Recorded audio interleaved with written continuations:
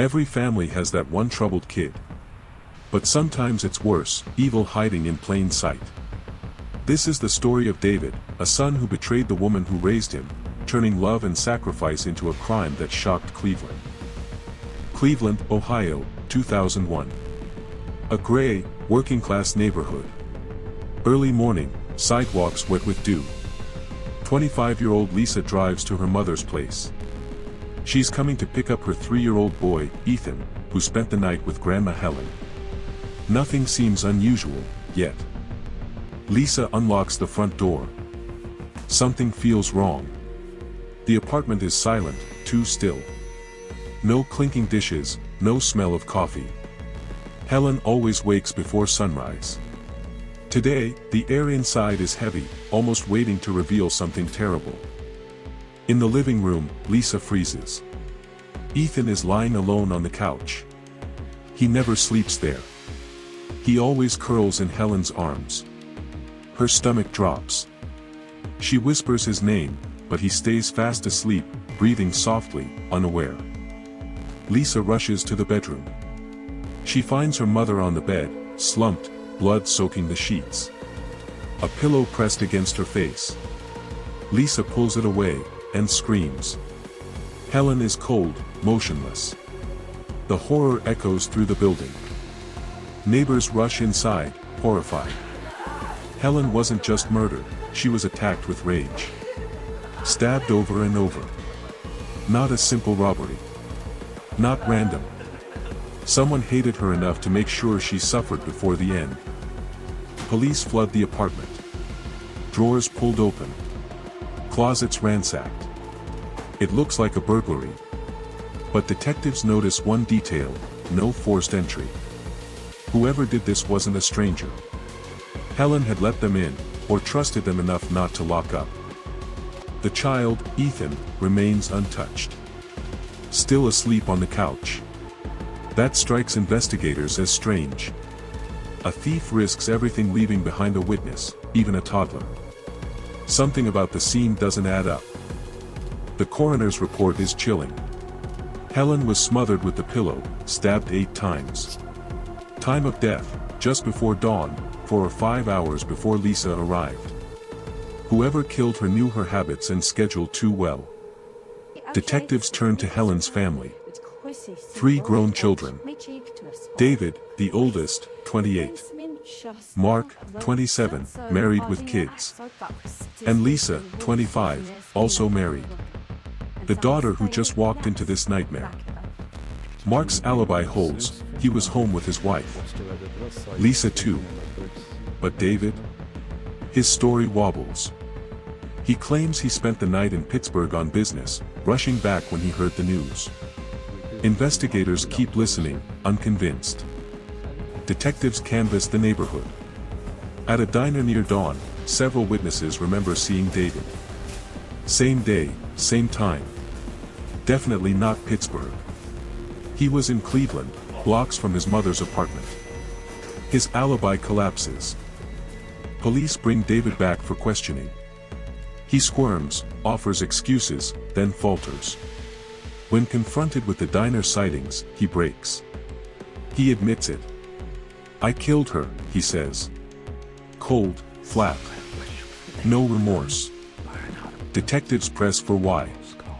David's answer stuns them: she was selfish. That's how he describes his 63-year-old mother. Selfish, for saying no. Selfish, for refusing his demands. His words drip with bitterness, not grief. To understand his rage, investigators look back. Helen was widowed young. Her husband left savings behind. She never remarried. Poured everything into her children. Worked, sacrificed, raised them alone. She gave all she had. Her 2 youngest made lives for themselves. Mark worked as a painter.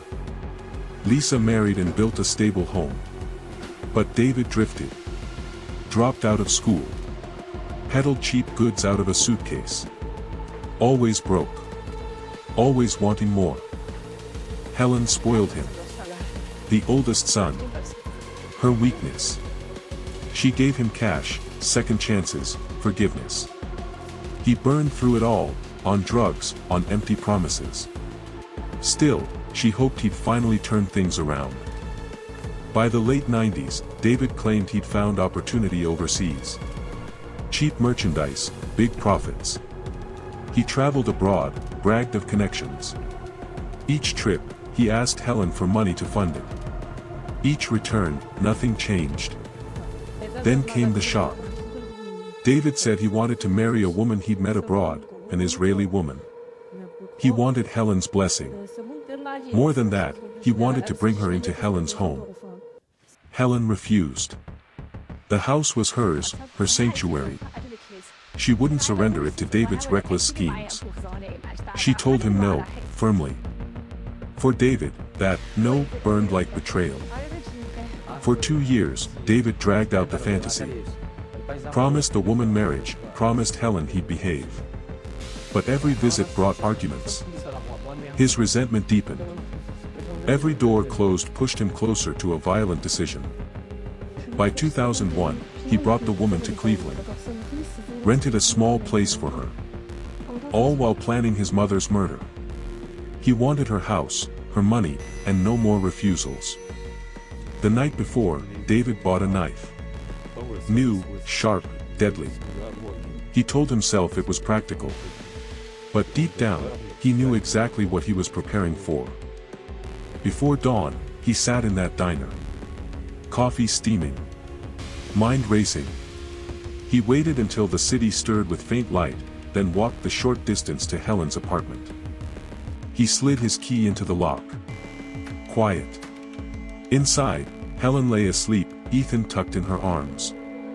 David carefully lifted the child, set him on the couch. His hands shook, but his plan never wavered. He stood over his mother. Watched her chest rise, fall. In that moment, he could have turned back. Could have walked away.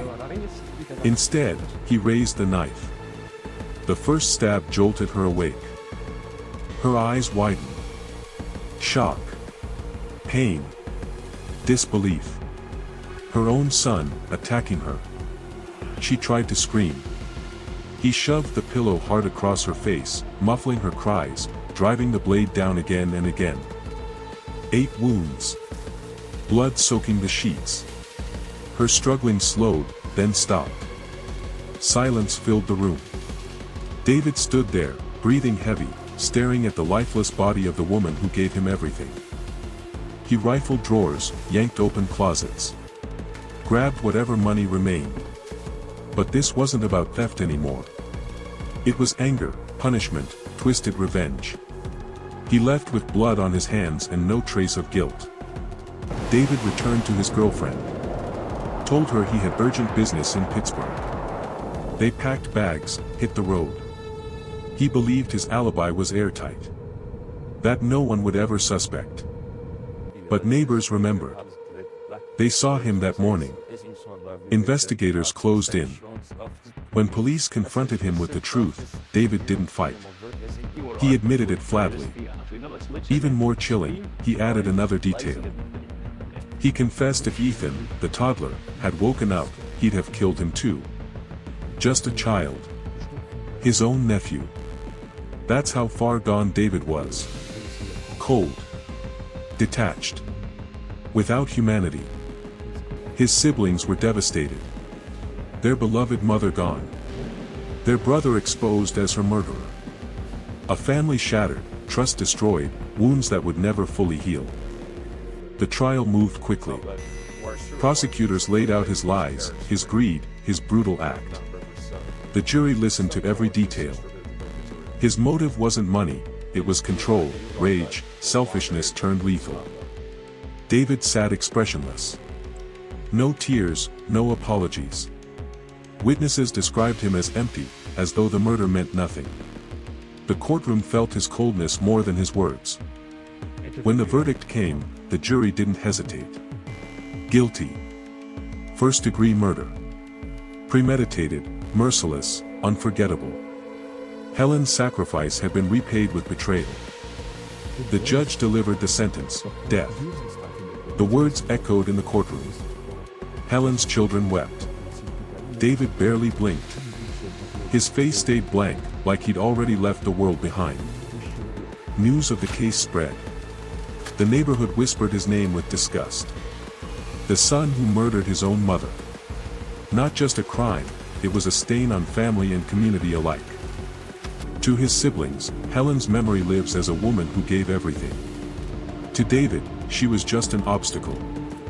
That twisted view cost her life, and ultimately, his own. People still remember. Not just the murder, but the betrayal. The selfish son who turned on the only person who never gave up on him. In Cleveland, David's name still means one thing: disgrace.